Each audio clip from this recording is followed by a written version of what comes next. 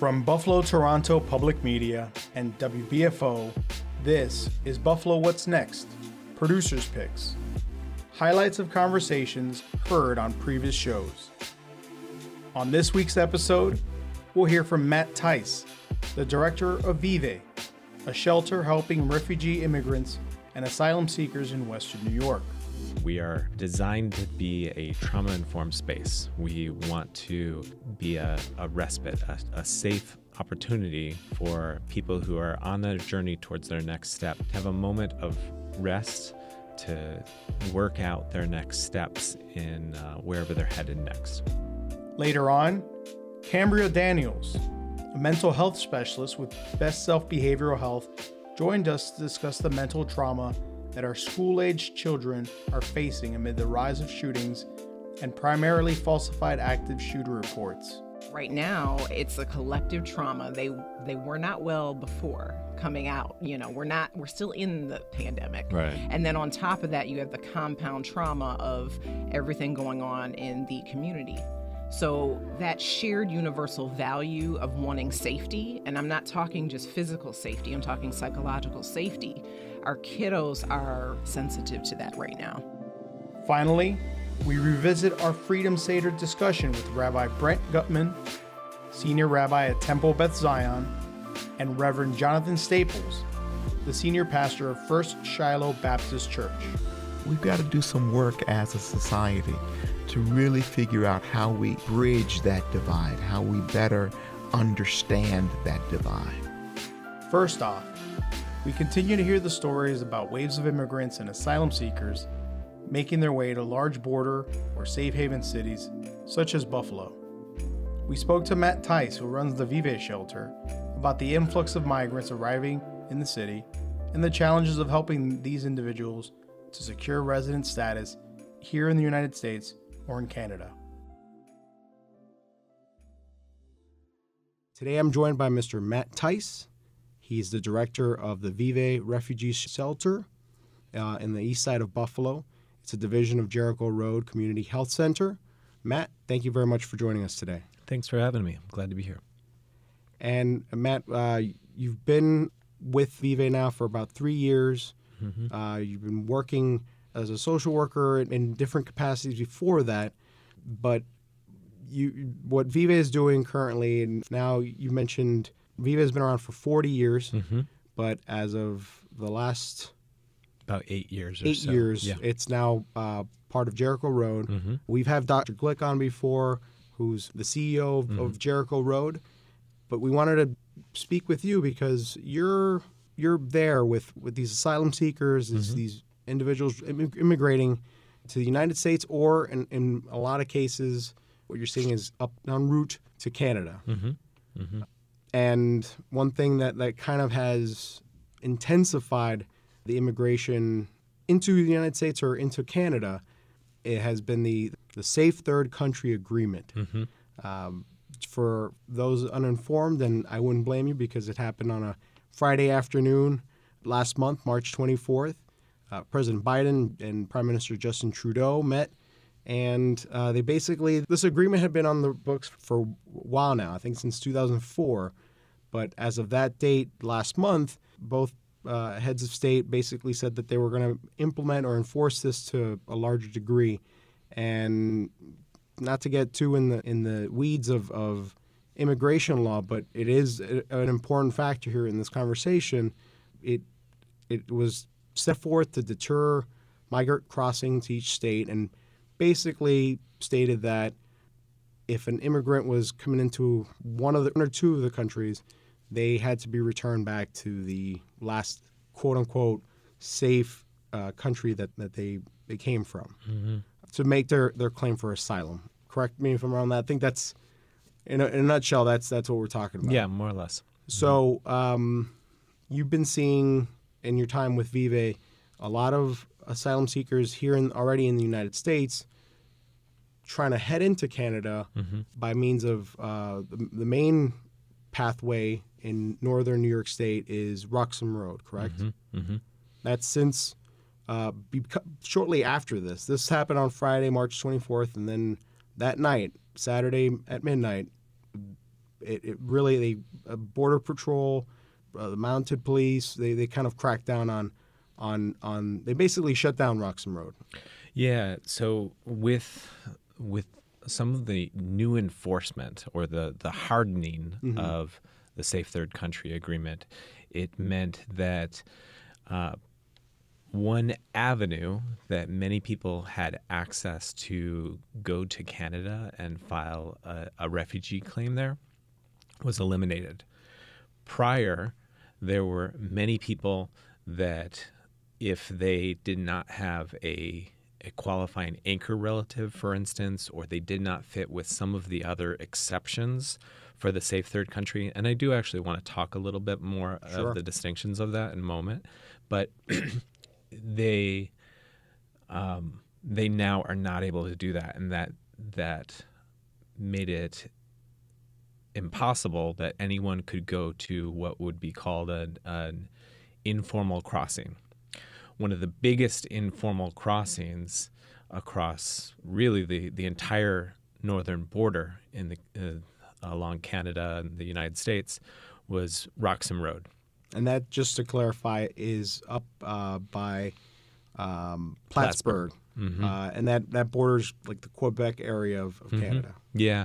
And last year, almost 40,000 people crossed through that particular port of entry. And it's a country road that dead ends essentially in Canada. It's about 40 minutes outside of Plattsburgh. And because of the nature of how many people were crossing there, the Canadian government essentially established a processing center where if you did cross, you would actually be arrested, but then you could initiate a refugee claim. Now that has been closed down entirely. People, unfortunately, are still actually trying to go up there, and they are immediately arrested, and they're potentially facing even stronger consequences as a result. They're also turned back to the United States and given what's oftentimes what's called an exclusion order so that they can't even attempt to go into Canada. I think you can't seek asylum for about a year after that. Correct. Yeah. And as a result, that has now meant that we in our shelter have seen many more people come. Last year alone, we served about 2,500 people, and about 2,000 of those were on their way to Canada. 1,200 went through the formal process. They qualified to pass through at the Peace Bridge.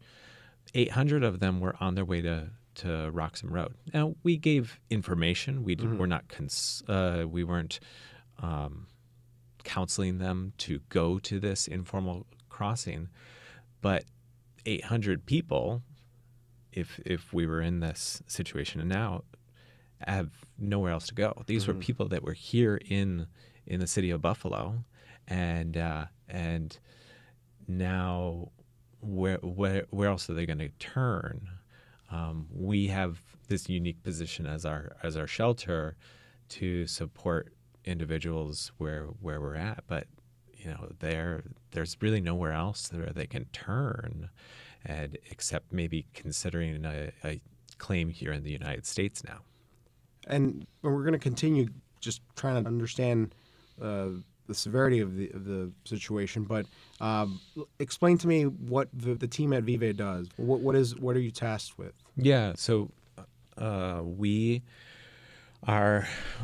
we're a shelter first. You mentioned I'm a social worker. Like, we are designed to be a trauma-informed space. We want to be a respite, a safe opportunity for people who are on their journey towards their next step to have a moment of rest, to work out their next steps in wherever they're headed next. And so they have a bed, but they also can get free access to medical care through Jericho Road. They get access to case management. Anyone who stays with us has to be working on their legal claim, their asylum claim. And so we have a legal department that, as a part of Vive, we have a small legal staff. And then we also partner with Journey's End Refugee Services and their legal department, where they have a couple of attorneys there that will consult or take on cases. And additionally, we've got English classes every day. We've got, we've got a really active kitchen. Anybody who stays with us, we don't charge them anything. The only thing that we expect them to do is that everybody has a chore. So it's almost kind of like a family. You help prepare meals. You're taking out the trash. You're watching kids in our playroom, and that you so had they all a contribute. hairdresser that has kind of almost like set up shop Yeah. in the shelter. Yeah. So it's busy all the time. It's really, really full, but we do have this really unique position, and there is only a very small handful of other organizations that are like us across the country. I could probably count on one hand how many that do this kind of shelter work, serving asylum seekers at the level in which we do. And it's almost like a breather, a pit stop on the way to potentially Canada. I had my question regarding, it's something like 70 countries in the last year that you've seen, 2,281 migrants, I think is the number I read. Where are the bulk of these immigrants coming from that you're seeing currently? Yeah, I think most recently, probably the biggest groups would have been from Congo, Angola, Venezuela, Colombia, Peru. We've seen more people showing up from Sudan. Kind of look around the world and see where conflict or where violence is happening, and then we can project forward in the next few months. These are likely going to be the places where people are showing up. This last summer, we had more individuals coming from Russia and Ukraine. Before that, we had a lot of people coming from Haiti. So we kind of can anticipate that people will come based on what's ever going on. And is it mainly, are they entering the country southern border? Or are they just how do they arrive to Buffalo? Yeah, for the most part.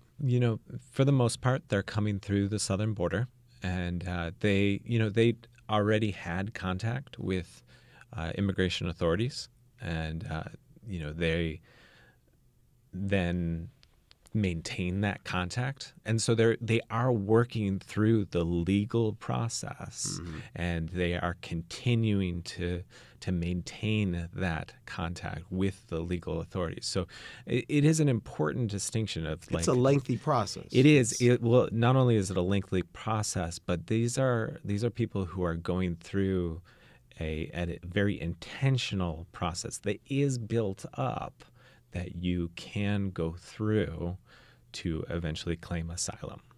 And a distinction I think we should make moving forward, asylum seekers and refugees. There's a distinct difference there. They're not interchangeable. What's the difference there? Yeah, it in some ways it could be interchangeable in the sense of where they're coming from initially, but you could see refugees coming from Congo or Angola, but a person who gets a refugee status, they are granted that by the UN High Commission for Refugees, UNHCR, and they get that status even prior to arriving here in the United States. And then they have access to additional benefits and other supports, and then they get connected to a resettlement agency who will ensure that they know what they're doing and they can connect and settle into the community. An asylum seeker, on the other hand, they oftentimes will come into the United States, and they are they're still working through that process. It almost feels defensive. You know, they've crossed the border, they've had contact with immigration authorities, and then they are initiating a claim. They're seeing what next steps they can take, and they're not always successful either. You know, the rates depend. I think I saw like a third, at least on the Canadian side, a third of the. I think it was between, actually, from March 25th to April 16th, 264 asylum claims in an official port of entry, and only a third of them were deemed eligible. So, I mean, I feel like the Canadian government and the U.S. government are kind of just also overburdened, but it's just it's a rigmarole almost. That a lot of hoops that need to be jumped through to get asylum, to get somewhat a temporary stay here, and then comes the life after that. Yeah, there is, and I mean that's part of where we take on this responsibility of being able to support people through that process. You know, if you are on your own and you're doing this, it can be incredibly onerous. It can be really hard. But when we can stand with them, or, you know, we even have opportunities to connect volunteers to go with a person that they can maybe go to appointments, or that they can help talk with the process of what it looks like here in the United States or in Canada. I mean, we're not on the side of Canada, but we can maybe prepare them for that. And but it's really hard, and it's really lengthy, and it is not. You know, people may have this perception of you can just come here and then you're just here. No, you're really working very like with a huge amount of effort over a long amount of time.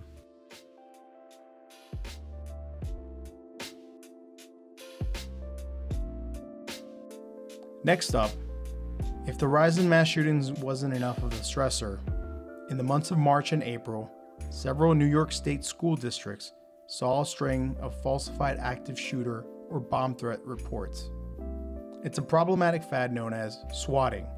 Jay Moran had a conversation with Cambria Daniels, a mental health specialist and program director at Best Self Behavioral Health, to try and understand the mental trauma surrounding this issue.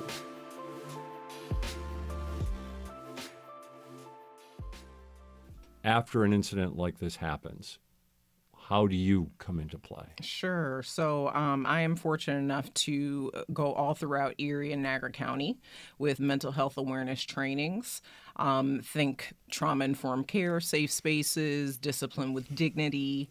I'm also triple certified in the mental health first aid, which is different than psychological first aid, because we're talking disaster, right? Mental health first aid is a certification for the adult that maybe works with adults to recognize the early signs and symptoms of developing mental health challenges in other adults. Youth mental health first aid is for the adult that works with adolescents specifically. That's kind of where we're coming into play here. Yeah. So any teacher, any layperson really, if you're working with young adults or adolescents, you really want to take a look at that. That's a certification for the adult. And there's also a teen mental health first aid, and that's for youth. So we know statistically our teenagers would rather speak with each other when they're dealing with mental health challenges. So that's a certification for the teen. That type of professional development really helps teachers wrap their minds around, hey, maybe I'm noticing some behaviors with the teenagers after the fact. But we have to be allowed the time to go in and provide those trainings, because they are a 3-year certification for the adult learner. In the instance of South Park, that's one of our sites. So I am in a school-based department of Best Self Behavioral Health. South Park happens to be one of our sites. We have an extended learning program there. We are also the CBO partner with the Saturday Academy Initiative. So think select Saturdays open to the entire public, not just the youth of that school. And for a small amount of time, say 10 to 1. where we have something for everyone. We have free breakfast and free lunch. We provide workshops from littles, middles to bigs, etc. But we're a thread in that school. So when stuff like this happens, we want to debrief. We want to maybe push into a classroom and say, hey, let's have a conversation about this. How are you feeling? Restorative practices is a term, and our staff are trained in restorative practices. So we turn that entire classroom into a community circle where everyone, the teacher, maybe there's a teacher's aide, we can all have these open and honest conversations about what really happened here, how are we feeling, and what additional supports are needed. We want to, like you said, there's early intervention with the kids, and then there's what happens in the aftermath. Mm-hmm. The aftermath, what might be going on with a child who lived through what happened at South Park or Lockport. Again, nothing finally happened, thank goodness, but yet scary situations, very scary. Absolutely. And again, thank you for bringing that up. It's not just the kids.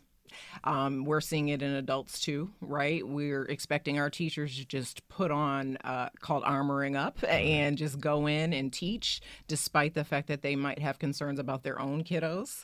But with the kids, they'll show you before they tell you. And what I mean is observing that behavior. You will see a kid that's normally, say, sitting with a group during lunch, they're withdrawing. You'll start to see them have like a response. It's basically a trauma response, right, where they're kind of jumpy all the time. Dr. Nadine Burke really talks well about this with the ACEs, adverse childhood experiences. If your mind is constantly on, hey, a bear walked in this room, that's normal to have a response where you might run. You're preparing your body for that. But what if you're always in that state of mind? Right? Because right now it's a collective trauma. They were not well before coming out. We're still in the pandemic. Right. And then on top of that, you have the compound trauma of everything going on in the community. So that shared universal value of wanting safety, and I'm not talking just physical safety, I'm talking psychological safety. Our kiddos are sensitive to that right now. So it's about being able to pay attention to their behaviors, those nonverbal behaviors that are truly communicating, hey, I don't feel safe in this space. School is supposed to be safe, and I'm not sure. And you'll see that in the kids' behavior. How can that even be changed, it seems? Obviously, again, you're briefed and you're expert in counseling, but how can you take whether it's a child or an adult that is dealing and focused and, obsessing perhaps to a certain extent on that type of situation, a dangerous situation, a traumatic situation? How can we get somebody out of that? Right. So we first need to validate how they're feeling, right? We need to create a space where they can come and talk to said counselor. Maybe, you notice a pattern in behavior change, and that kiddo gets special permission to go see the counselor, the school counselor or school psychologist if they have time. We're thankful, again, for our partnerships in certain schools where they already know that we're there. And then we have that extended learning program because the kids going throughout the day, and then they have this open space, so to speak, right? And after school, you get that academic support and the mental health support at the same time. During the day, we are relying on the teachers to tell us, to say, hey, did you notice this? Is it a pattern? Is the kid always just going AWOL, maybe walking right out of your classroom? More than one person's going to notice that. Sure. So that is your in to say, hey, come, let's have lunch together. What's going on? Tell me about how you're feeling. Is it the slamming of the doors that's triggering you? Does that remind you of something that, trauma response, or trauma history that happened before? Let's talk about that. Let's work through that together. Same thing with the faculty. Maybe a teacher has gone to an administrator, and the administrator can have that conversation with us to say, what additional supports can we provide so that they have the professional development, but it's in a way that helps them teach and process their feelings? Like you said, the pandemic is its own pile of issues, and kids are still dealing with that in a lot of ways. It almost sounds like in a place like South Park or any place that had to deal with this kind of incident, is there enough help? Is there enough people that can get on board and help these kids out? I mean, the more the better, Sure. right? We are even expanding. You see that the need is there. They want to intervene early. They want to catch it before, again, it's clinical. But there's like a third of adults that are already avoiding spaces, events. A third of adults? A third of adults are already saying, I no longer want to go here, or I no longer want to be involved with this event. So if that's happening with adults, you can imagine what's happening with our young people. They are constantly planning their escape route, going into school, going into, an event that once brought them joy. That is the mental state of our kids right now. We are talking with Cambria Daniels of Best Self, and she is the project director for mental health awareness training. Talk to us about the training that you provide. Sure. I mean, there's obviously, again, a lot there. That all being stated, though, give us an idea of what I might see if I was, say, a teacher or maybe even a substitute teacher at a school, what I might learn. Absolutely. So I, again, am so thankful for the opportunity to come into schools, to work with faculty. Some agencies reach out to me. We're talking, I just train like People Inc., faith-based organizations, because that is a protective factor, especially if you are spiritual in any way. You might want to go to your faith-based organization, but are they equipped with the language, with the knowledge to notice those behavior changes? So I am a triple certified as an instructor in the mental health first aids. That's one of the higher requests that I get, because again, it's a 3-year certification for the adult learner, same thing for the teenage version. But that is helping you recognize those early signs and symptoms. Maybe this is turning into a mental health challenge, therefore crisis. So am I aware of the behaviors, standard behaviors of, someone that's not quite coping well? That is a full-on day of training. So some agencies decide to split it. For example, the adult mental health first aid is an 8-hour training. I can come to the location, or I can invite you into our training facility of Best Self Behavioral Health. I've also worked with the schools. They have parent center hours, which are usually later in the day. We're talking starting at 4, going until upwards of 7:30 on 2 nights a week, because they want to give parents as much support as possible. That training can be split into 2 days. Ideally, if the parent center is open Monday and Wednesday, I can come in Monday and Wednesday. But they sit with me. It's highly interactive.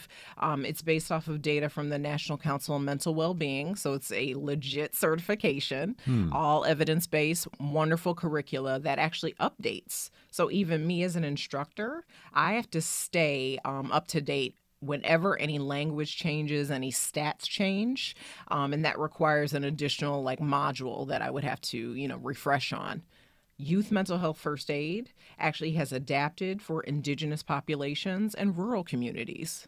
Yes. So any adult working with adolescents, we're thinking say 15 to 19, that's a wonderful certification for the adult, because, hey, what our kiddos are dealing with is different than working with an adult. The adult's behavior or cognition is going to be drastically different than a teenager.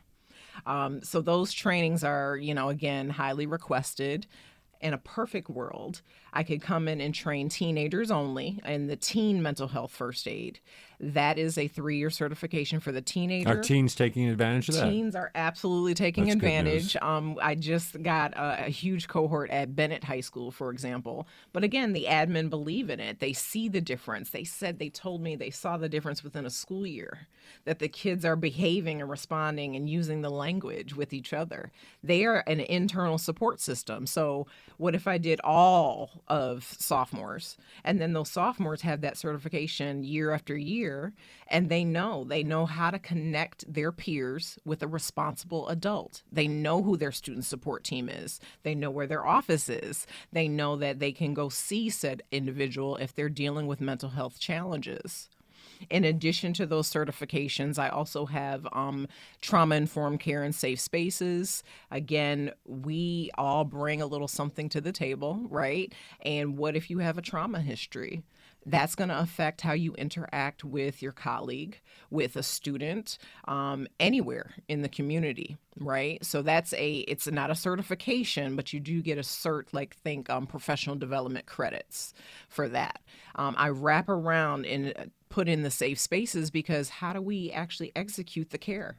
Now that you're trauma informed, how are you applying it? Right. So I give them a little tidbit of that to say, hey, are you accounting for the psychological safety? Did you know that, a kiddo was triggered by the door slamming? Because in their environment, maybe they're around gunshots and the gunshots remind them of the door slam, right? Did you ever consider that perspective? Discipline with dignity is heavy in the schools because we always think punitive with behavior, but sometimes there's something else going on. The classic bottom of the glacier, right? The kiddo's showing you anger, but maybe they are embarrassed. They're showing you aggression, but maybe they are feeling learned helplessness. That's a thing, right? So we have learned helplessness. Yes. So maybe that's how they feel because they feel like there's nothing else that they could do in their environment, home, community, and school. So discipline with dignity is more about structure and consistency. That's what our kiddos need. Because if you can develop that, then they can independently have those coping skills and self-regulation skills personally without you in the room. Success stories.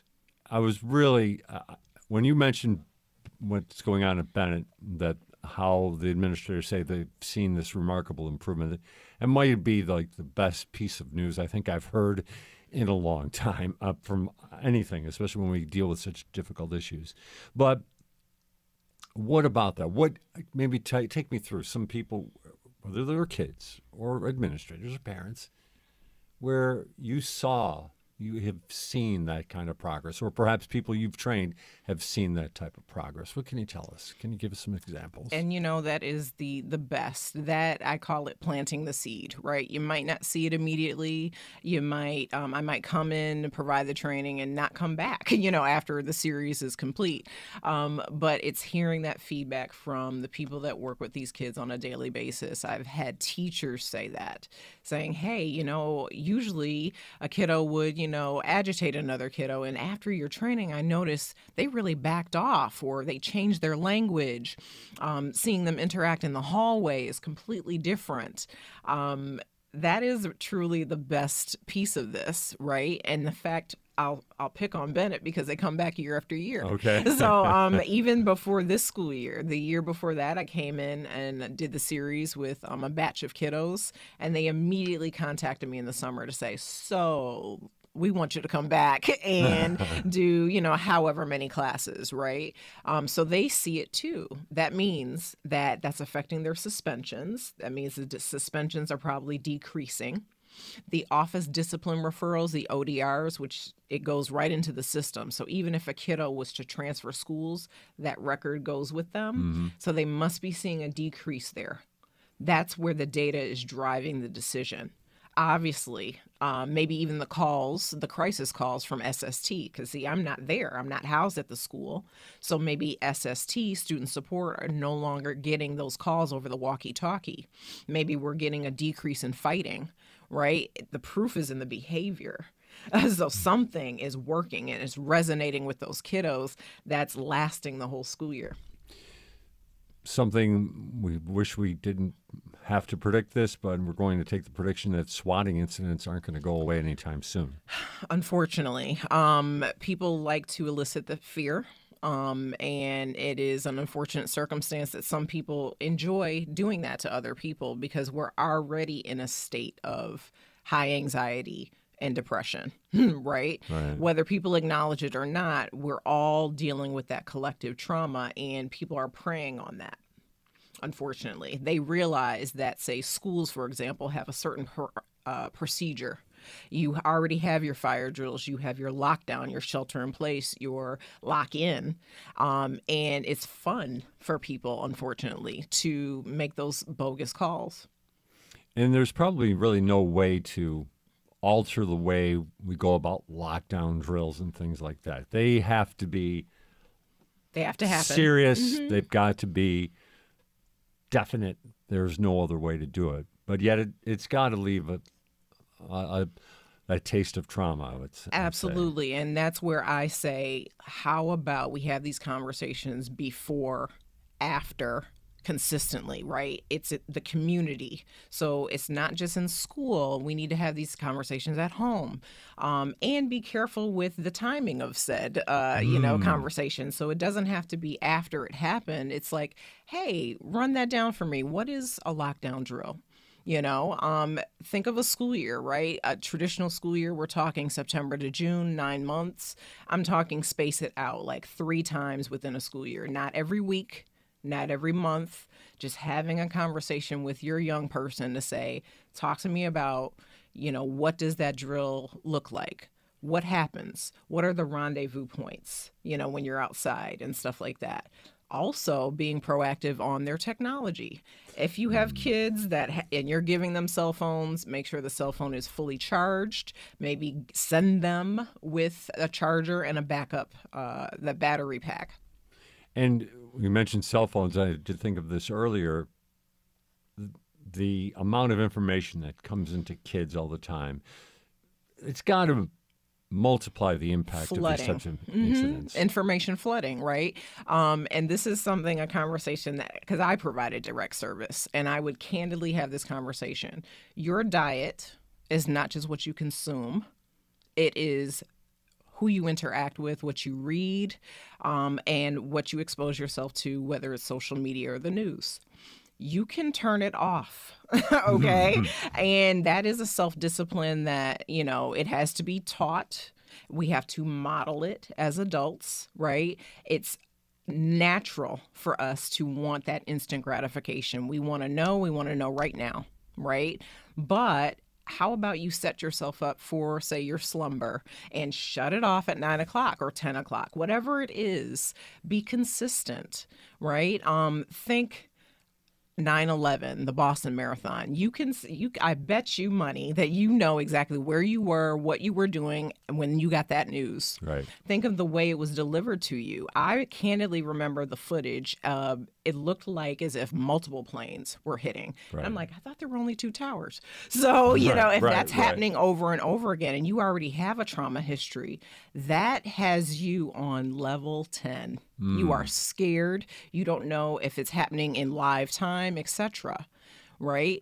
Now, a lot of our kids, maybe, and I'm talking younger, they're in an environment where the parent just wants to know right here, right now, and the news is just on all day.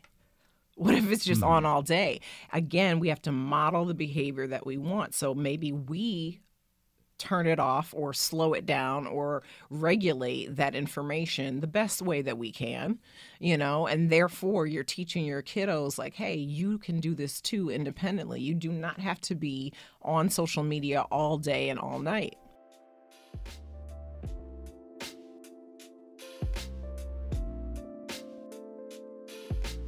And for our last highlight, we revisit our sit down with the senior rabbi at Temple Beth Zion, Rabbi Brent Gutmann, and senior pastor of First Shiloh Baptist Church, Reverend Jonathan Staples. The two arranged for their mutual congregations to come together to host a Freedom Seder. At the interfaith dinner, the two religious leaders discussed social justice and ways to improve Buffalo while breaking bread with one another.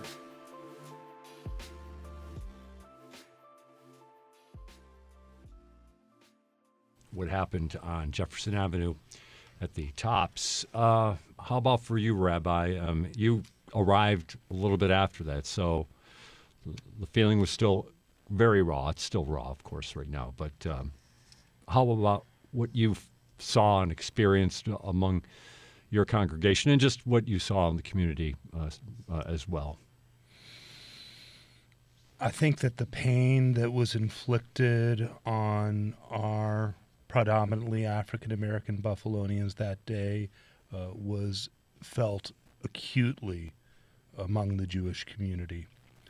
The issues of xenophobia that we are confronting, of fear of the other, of intolerance, of a feeling of resentment as though something's been taken away from a certain group of Americans, are all too real in our community as well. I believe that the rise in anti-Semitism is inextricably linked with the permission that's been tacitly granted by leaders, politicians, people within our country. There's a correlation, and they have the same cause.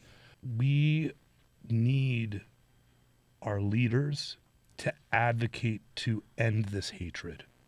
We need our leaders to advocate to make actions such as picking up a firearm and aiming it at someone who you disagree or something you find about them objectionable is not as easy as it currently is. That is a huge issue. And we need to also lead through our example, through our dugma, as we call it in Hebrew, to stand up for those who are also feeling threatened, to advocate for their safety, to not only speak about them as our brothers, but to behave as though they are our brothers, and that I am my brother's keeper, and that the way that I respond when a heinous, violent attack is perpetrated in my community is really important. We can't allow it to continue. And since you said that, Rabbi Gutmann, and I'll give you, Reverend Staples, an opportunity to kind of build up on that conversation, but just on a specific level, because when Rabbi mentioned it, I mean, your congregation's on Pine Street. It's probably less than 2 miles from the Jefferson Avenue Tops. Right around 3. Does your congregation feel safe right now? No. This affected and affects us deeply and personally. This Tops is just a little over 3 miles away from our congregation. And there are countless people in the congregation that knew people that lost their lives. This was not something that happened someplace else. This was not something that people were not connected to, but this was something very tangible and very real, and something that really touched the life of our congregation in a deep way. And I would suggest change the way, almost like the pandemic, change the way that we gather, that we worship, and change the way that we even look at our surroundings as we move about. It also unearthed in my mind the poor and low housing stock in that area, because I think it's all interrelated. It unearthed transportation issues. That store, for so many people, because it was the only full-service store on the east side, was the only option. And so how do we address the transportation issues, the housing stock issues? As I have spoken with leaders in Erie County, they are afraid because we are seeing an influx in our country of refugees and immigrants coming by great numbers. And it's only a matter of time before they get from New York City to Buffalo. And we don't have the infrastructure and the housing stock to house them. And they are greatly worried. So how do we help address these problems? Lastly, I think the other thing that was so visibly shown is the great divide in our city and region. And Main Street is kind of that divide between East and West. I was leading a workshop this past Saturday when in Clarence, and a wonderful talk around trauma and what trauma has done. And one of the conversations from the people there was that, we only come into the city to go to Kleinhand's or to go to Shay's. That there is this notion that people are really divorced from what's going on in the city, and there's this incredible divide between the haves and the have-nots.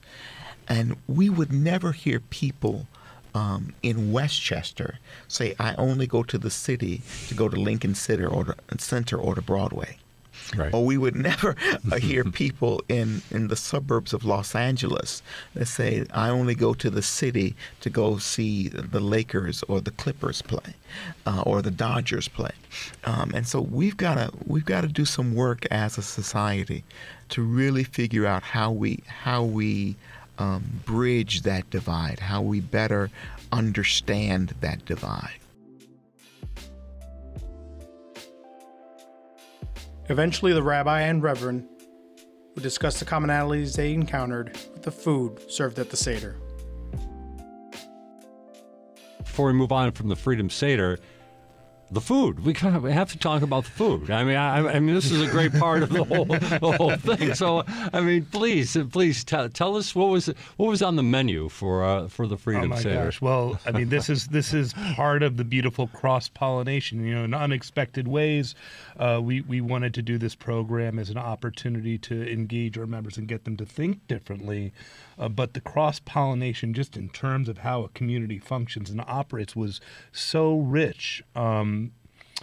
Temple Beth Zion is an old institution and historically has been professionalized, and part of the charge that I carry here in the community is being able to right-size and create more of a volunteer-driven culture because, frankly, fiscally, we can't afford the staff we once did when we were 2,000 members and not 620 members as we are right now households. And so what I learned from Pastor Staples is he suggested, well, we got to prepare the food, we've got to cook it. Is that for Shiloh has a very adept culinary team, a culinary committee, and so this became the impetus for us to form our own culinary committee. They use their space regularly to prepare and serve food, and so we had to ready our space, including we purchased just in the couple of weeks before a new 10-burner stove to have in the kitchen that took care of a gas leak. Some of our institutional problems are edifice, and that's a reality as well. But what happened beyond that, and this really is, I think, the credit of the chairs for Shiloh's culinary committee and my wife and a member of the congregation who've stepped up to be co-chairs of our culinary committee, because they got together and discussed really from soup to nuts, no pun intended, what goes into this meal. And as we were looking to share those stories of liberation and freedom, and as symbolic food is so central to what Passover means, for a Freedom Seder with our Black brothers and sisters, we wanted to be able to balance the symbolic foods that were there. So it's not unusual to add contemporary symbolic foods to a Seder plate, but this meant that we were adding collard greens and black-eyed peas and sweet potato, these foods that have deep significance for Pastor Staples' community, and collard greens and matzo ball soup really just adds to the refinement of the experience. And oh my gosh, that chicken that you guys prepare, no wonder you don't have anyone who's not eager to come in and bring their forks and knives and plates to enjoy a meal with First Shiloh, because they really know how to cook, and we're learning from them. Well, what about the food? First, how was the sweet potato pie? Oh, phenomenal. Yeah? Absolutely phenomenal. Where does it rank in the city legacy? Top. Right at the top? At the very top. I'd like to see that for myself. Anyway. Jay, one of the things that was just absolutely phenomenal, as Rabbi Brent has shared, was the coming together of the two volunteer culinary ministries to do this. When I did this in California, again, we had the volunteers of the synagogue and the volunteers of our church. They came together for a week and prepared everything and did everything. And it was much tougher in California because there was a kosher congregation, and so there was other specific things that we had to do. Because Temple Beth Zion is not a kosher congregation, it even made the work, I think, easier on our side. And for the most part, Rabbi Brent and I were just simply voluntold to get out of the way and let us do this. And the culinary committees did a phenomenal job. I had no idea that you could add those elements that are essential to the African American community to a Seder plate, because every Seder meal I had been to, whether it was a regular Seder or Freedom Seder, always had the traditional Seder foods.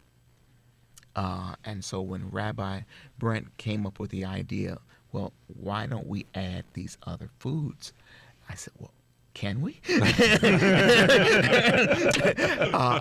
And it was phenomenal, because it led more. It wasn't just the liturgy that was fused together with parts of the Exodus story and parts of the African American chattel slavery story, but it was also the foods, the actual foods that we ate.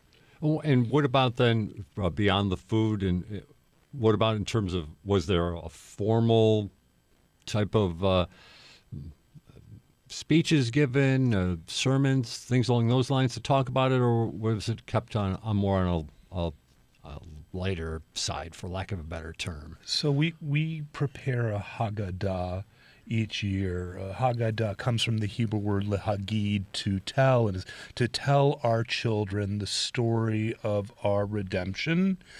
This Haggadah, Pastor Staples had his previous text that he had used, and that was a great starting point, not to reinvent the wheel, but to adjust and to adapt it so that the stories, as well as the poetry, I mean, the butter, the cream of the culture was there inside of the service that we were following and speaking about. And beyond that, the extemporaneous glosses, and to see Pastor Staples and I sitting at the head at a table together, and for him to reach out and call me his brother, and for me to be able to reciprocate and call him my brother, demonstrates something powerful before our communities that does tell a story. One of the things I want to highlight is that, unfortunately, I think there was an era where we spent too much time concerned about the maintenance of institutions rather than a more social justice prophetic ministry. And one of the tough things that faith leaders have to do is we've got to balance. How do we maintain institutions? How do we disciple and grow individuals? And how do we better the world? How do we say truth to power, and how do we do that all at the same time? And how do we model the love that our faith stories tell us about, and that our faith traditions have as central and core? How do we model that in a world where there's so much going on? So we're juggling those balls all at the same time. And whenever that balance is out of whack between the maintenance of the institution, the social justice, the growing people, the showing the love, living out our faith, whenever that balance is out of whack, then we are out of whack. And so I think for far too long, we have spent way too much time not engaging in our commonality and what we hold in common, and how we can move forward to both better the world and at the same time show the world that we really are connected, that we really are brothers and sisters.